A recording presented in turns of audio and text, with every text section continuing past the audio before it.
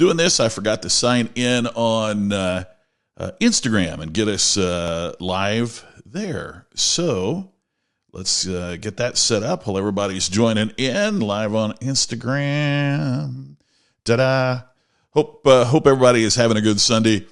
Hope everything is great wherever you are. Now we are live on Instagram as well.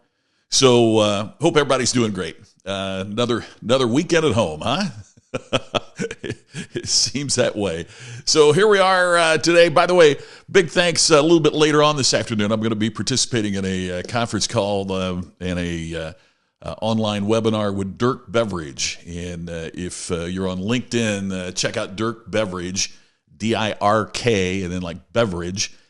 And you'll find Dirk, and I'll check in with you there with the webinar that he's doing today about how we continue to conduct business. What do we do during this changing time? So anyway, let's start. I want to say hi to some folks. Hey, Marilyn, watching on Instagram, and that was a fantastic post that you had about your mom. I saw that on Facebook, and that was terrific. Happy Sunday to you, Ted. Glad that you're here. I know that you're going to be joining the program with Dirk a little bit later on as well, so glad you're going to be watching that, and glad that you're here. I got a couple things we're going to be talking about today that I promised. One is the one thing that you absolutely need to be doing during this time that we're all kind of locked down, that we're all kind of quarantined or semi-quarantined or whatever the right terminology is, but we're all in the house. So thank you for joining in, and we're going to share that in just a moment as everybody's signing on. Everybody's jumping in here. Talene, sunny day in Crothersville. Hey, glad to hear that. That's good. It's kind of partly sunny here in Vegas today, but I know some real bad thunderstorms went through Indiana and some of the Midwest yesterday. And my pal Ann Hanley is watching live on Instagram. So glad that you are here, Ann. You are the best. If you don't subscribe to Ann Hanley's newsletter, it comes out every other week. What in the world is wrong with you? Get on that, because it is the best newsletter out there.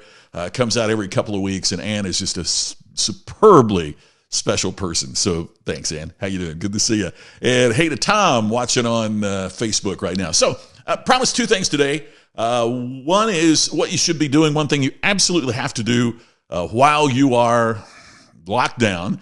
And the second thing are three things that I learned from Tiger King that apply to our lives and to our business. And so the three things I learned from Tiger King, and the one thing that you absolutely have to be doing during this downtime that we all have. Oh, good to know that it's sunny in Chicago. Tammy, my bride, is watching on Instagram today rather than on Facebook. Hi, sweetie. You need to be watching on Facebook, because you're going to see something here that I can't put on Instagram because of the connection, but that you need to see. How's that for talking to your wife? Alan got 2 puppies 2 weeks ago. Oh, man. Talk about a time that you need to be home, huh? Oh, good grief. Puppy training. Hey, Lynn. Haven't seen you forever. Good to see you. Rick, great to see you. Okay, so let's get started with the one thing that you really have to be doing. And that one thing, and I'm glad that you're here and watching this. I'm not going to suggest that. But the one thing you absolutely have to be doing is reading. You do. You need to get a book. You need to read. Now, naturally, as a business author, my hope is that you're going to read a business book or that you're going to read a personal development book. But great fiction is important too. This is that time that all those things you wish that you could do, all those things that you wish you had time to do, now is the time to take advantage of that. So the one thing that you absolutely have to be doing, yes, we get on social media. I get that, and that's all great, and it's all important, and it's all a lot of fun. But the other thing that we absolutely need to be doing is that we need to be reading. We need to be reading. So what are you going to read? By the way, there's no excuse for not reading. You probably have books at home that you bought and you thought, I'm going to get around to someday, and you haven't. There's got to be, you could order from Amazon. They're still delivering books, or you can get from Kindle. So one of the things I wanted to do, so there wouldn't be any excuse whatsoever about somebody not reading, is I created a promotion for my book, All Business is Still Show Business, that you can go and download the Kindle version absolutely free starting tonight at midnight. It takes Amazon a while to get it set up. So you can get my book, All Business is Still Show Business, absolutely free starting at midnight. I can set it up to run that way for 2 days. So for 2 days, you can download the book absolutely free. It's through Amazon. I don't get a cent from it. But whatever book you read, I don't want there to be any excuse for you not reading something, because we got to keep our minds engaged, and we got to continue to think and to learn and to grow and to use this period of time, not as a time just to veg out, but a time to stimulate our thinking in ways that we really haven't had time to do in the past. You've heard me say here, we get so busy doing what we do that we often don't have time to think about what we do. So what we have to do is to be able to think and to contemplate and to study and to read those things that we put off.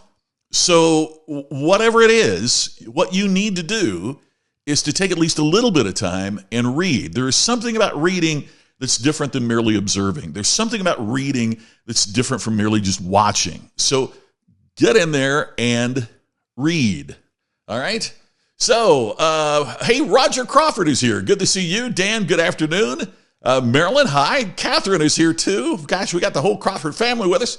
Charles is going to be heading to the Ozarks. There you go. You bet. Oh, I'm cutting in and out. I don't know what to do about that. That has got to be based on the internet here, and there's nothing else that I can do here on this end to prevent that. Because of we are getting some intermittent. I was just looking to see the internet's up here. We are getting some intermittent challenges with our web here where we live. It's dropped out a couple of times completely, and so I am sorry that I'm cutting in and out. And since both Laura here in Vegas and Dan in New Jersey are seeing that, it's obviously something on my end, not yours. So the wind is cutting you out bad. Oh man, sorry about that. It looks as it's not happening on Instagram here. So which is maybe, I don't know, maybe that's a lower bandwidth. I even cut the output bandwidth down to try to avoid that problem. Let me check here and see if we can go even lower. And once you start, you can't change it. So, because I was trying to cut it down to a low bandwidth. Michael says no issues on Periscope. Isn't that crazy? So it's something then evidently with Facebook and what's going on there. So, Michael, thank you for helping out there. Gosh, well, I'm just going to keep going and maybe it'll pick back up. Coming in loud and clear on Instagram. Okay, thank you for that. I appreciate that. Okay, so if it cut out and you didn't hear, just go showbizbook.com/free. Starting at midnight tonight, it will take you to where you need to be on Amazon to download the ebook absolutely free. So it's something I was able to set up with Amazon, but it takes a while for it to get set up, so it's not able to go until midnight tonight. But whatever it is, no matter what the book is, no matter what you end up doing, read something. Now is the time to be reading and learning and going from there. So, hey, Ann, great to see you. And who else did I miss? Better now, Ted? Okay, that's good. Catherine on Instagram. And like I said, great to see you. I saw that you were watching the Verve service this morning. Tammy and I attended church, online this morning, which was really, really terrific what they're doing at Verve here. So all good. So that's the thing. Everybody's on Facebook right now overloading. Vicki, I think you might be exactly right. It's crazy because so many folks are on Facebook and so many folks are downloading from Netflix. I haven't seen if they're doing it here in the States, but I have seen several stories about how Netflix is lowering the quality of their signal to save bandwidth because everybody's home watching Netflix, which good segue here. That leads us into Tiger King, which I just finished watching last night. Oh my gosh. It's hey Sherry saying, sitting here updating my Google business page, have to make sure folks can find me. Yeah, right. Now's a great time to be doing those kinds of things. Ann says that Instagram isn't cutting out as much. And Siri heard me saying something there. And Catherine says it's much better on Instagram as well. So that's good. Oop, as he bumps his phone and screws up his Instagram feed there. Okay, let's go. There. Better. Stick to Apple TV, full throttle. Yeah, absolutely. It's crazy what all is going on out there, isn't it? So, okay. So I wanted to talk about, went over to Instagram on your page and no video. Laura, we've got several folks watching it now on Instagram. So I don't know what's going on there. But it is on Instagram. It's on IGTV. So maybe we can find it.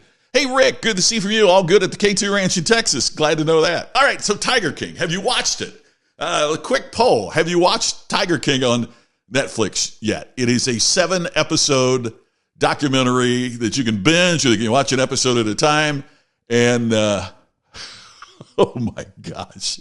It is just when you think it can't get any crazier, just when you think this can't get any weirder, it's just amazing. If you would have told me that one of the big things over this time would be a tiger-owning, gay, radical,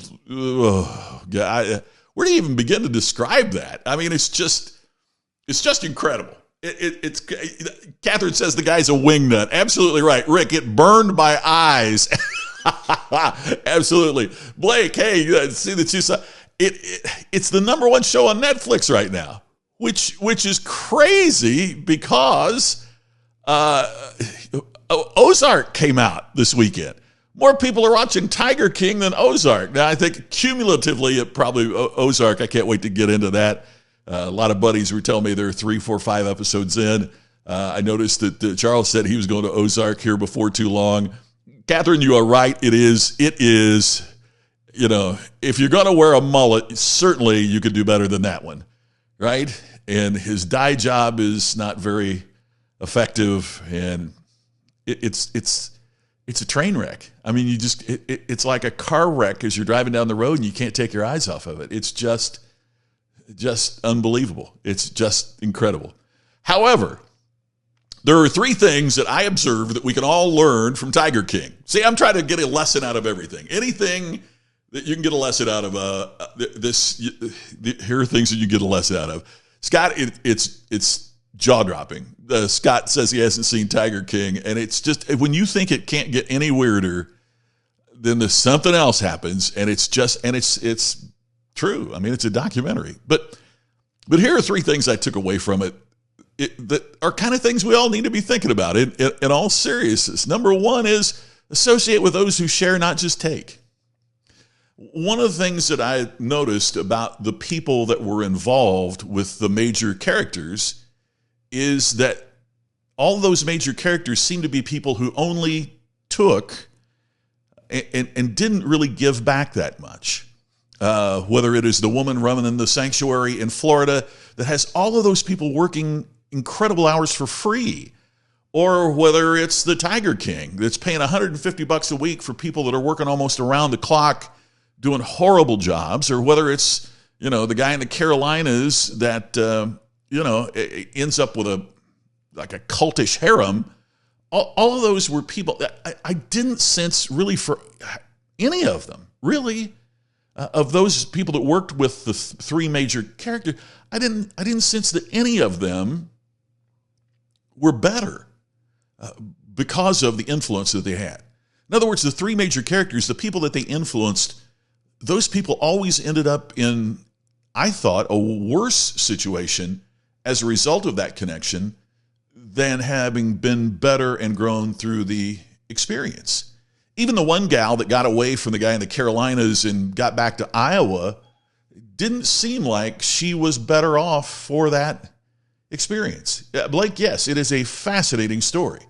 So one of the things that we can learn from that is you want to be with people who share and help you grow, not just people who take and take and take. Make certain that you are with people, there are, I forget who the speaker is, but there's somebody that talked about the energy drainers. It's like they plug their lives into yours as a way to keeping their batteries charged. And once they drain all your energy, then they unplug and go to somebody else and plug in there. And they're just the people that take your energy and take it away. And one of the things that really struck me about this is the importance of the decisions that we make of the people with whom we associate. And that the people with whom we associate have to be those who share their energy and who help us and help us grow, not just people who take from us and take our energy and take, the very essence of what's really important. Monica posts, that's why I never liked Seinfeld. I couldn't stand any of the characters except for Kramer because they were all so self-absorbed. I get that. I think that's probably why the finale of Seinfeld goes down as one of the most disappointing finales of all time, because it was all about how self-absorbed they were, and it didn't really pay off. But anyway, in Tiger King, that was the first lesson I really thought about, is when you look at all the people that associated with those three main characters, all the people around them, their lives did not get better because of who they are. Okay, here's the second thing. Did you notice when the Tiger King ran for president and ran for governor, how much his zoo deteriorated? One of the things that I noticed from that is distraction can destroy your purpose. You have to be centered on what your purpose is and avoid the distractions and the temptations along the way. When the Tiger King's finances and his situation started to erode is when he was distracted from the central purpose that he had of the facility that he had in Oklahoma. But we see this happen in so many different lives, in so many different people, that distraction can destroy your purpose. So what does that mean? It means that, first of all, we have to have a purpose. If you don't know what your purpose is, there's a great place to start, right? If you're not certain of that, that might be something you can work on during this time here. As I mentioned before, we have that 14-day program on our website that's absolutely free. There's nothing there for you to buy, nothing that you get upsold on. It's just our way of helping during this challenging time, and it might help you discover what your priorities are, what your purpose is. But once you know that, distraction can take you away from that. Yeah, Ted, distinction, not distraction. That's what we have to focus on. I've told this story on a podcast. Really, I've never told it from the stage, but one time I told on a podcast something that happened to me when I was a senior in high school. As folks in the Crothersville, my hometown area, will remember, my dad and his brothers had a band, a country music band, and they were kind of the band in our area. And they would play just about every event that happened in the area, either as the opening act for a touring show, or we played at the Legion and the VFW and at wedding reception, you name it. We played there, and it was Dad and his brothers, and I played drums, and we opened a show for a country music singer named Jim Ed Brown. Now, I'm a senior. My purpose at that time was my role in FFA, the student organization. And we play this show, and I play the drums, and afterwards, there were two shows, and between the two shows, after the first show, Jim Ed Brown came to me and offered me to be the drummer in his band. And I said, well, I'm a senior in high school. And Jim Ed said, well, you can get your GED. That's not, I'm not looking for a graduate. I'm looking for the best drummer I can get, and I want you to be the drummer in our band. And I said, well, give me a couple days to think about it. And one of the things that I realized through my dad's guidance is there's a heck of a lot of difference between playing drums and being a drummer. Being a drummer meant that was my purpose. I could play on the weekends. I could play drums and have fun in either Dad's band or couple other bands I was playing in, and I could play drums. But to quit school and to move to Nashville and get on a tour bus and do all that kind of stuff, that meant my purpose was that I was going to be a drummer. I was very, very fortunate that I learned at 18 years old that there's a difference between your purpose and playing around. And because I didn't take my eyes off my purpose, which at that time was FFA, but that's what led to speaking and what led to everything that's happened to me since. because I didn't get distracted from that, I've been able to live more on target with my purpose.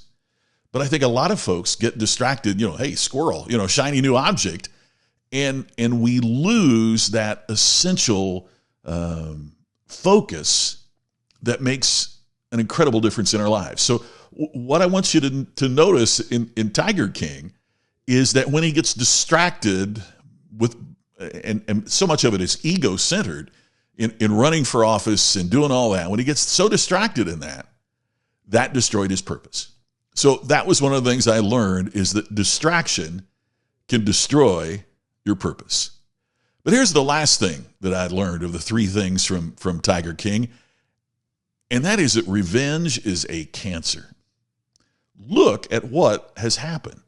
I mean, none of those folks ended up better because the animosity that has been spread. And especially, here's a guy now who finally gets what he wants, right? Which is fame, which is being recognized, which is being known. He finally gets that. And he's in a county jail cell for years. And he can't get the adoration that he longed for. And it kind of makes it interesting at the end, too, talking about now he's the one that's in a cage. There might be people in your line of work. There might be people that you work with. There might be clients that you have had. There might be family members in your life that have wronged you. Let it go. Not for their benefit, for yours. Trying to get revenge is an absolute cancer. My late wife, Sherry, was involved with a cancer foundation. And one of the things there that Greg Anderson, who was the founder and the CEO of the organization, always talked about was that anytime you met someone that had cancer, his first question to them is, who do you need to forgive? Who do you need to just let it go? And he reported unbelievable responses to that in terms of people's health improving or their lives improving or whatever it might be, simply because they let it go. And it's in part perhaps the Christian principle of forgiveness. It just is in part what is good, because we know that stress can kill. But when you see the end of that, think of how much different his life would have been and would be at this very moment if he was just simply willing to let it go. Don't let revenge or the desire to get even become a cancer in your life. I've had a couple times in my life that folks who know me well know what I'm talking about, where, boy, I was wronged and I wanted to prove to the world that I had been wronged, or I wanted to prove to the world that some of the things that some people had said about me wasn't true, and on and on and on and on. And, at the end of the day, what I had to do was just let it go. And my life got a heck of a lot better when I did. And I think the same's true for you. I am not saying forgive the unforgivable, but I am saying there's a time we need to let it go. So those are the three things that I learned from watching that crazy Tiger King documentary series. And the three, again, are associate with those who share with you and not just take. Second is that distraction can destroy your purpose. And the third is revenge is a cancer in your life. Just let it go. Well, that takes care of what I was going to talk about for today. Thank you so much for joining. Gosh, we got a whole bunch of folks here on Instagram today. Hey, Jake, great to see you. As always, you're the best. And thanks to everybody here on Facebook. I'm sorry we've been cutting out. I don't know exactly what it is, because it seems like Facebook is the only place that we're cutting out, because we aren't on Instagram. It appears that we're not on Twitter Periscope. We're not on YouTube Live cutting out. So it must be a Facebook kind of thing, I'm guessing here. So I'll check that out, see what we can do to make it better tomorrow. I will be here every day, same time, same place, wherever you're watching now. And again, starting at midnight tonight, you can get my book, All Business is Still Show Business, the Kindle version, absolutely free. Just go to showbizbook.com/free. I'll have it back on there tomorrow. It's just something I'm trying to provide to give you something to read, stimulate your thinking, get you thinking about business, whatever during this incredible time of challenge and change. Showbizbook.com/free. That will be available to you starting at midnight tonight. All right, everybody. Thanks so much. Look forward to seeing you right here, same time tomorrow. Sorry I've been cutting out for those of you on Facebook, and I'll post a link to YouTube, which will have the replay that won't have any cutouts if you get a chance to watch that. All right. Thanks, everybody. Great seeing you. As always, look forward to seeing you right back here again tomorrow.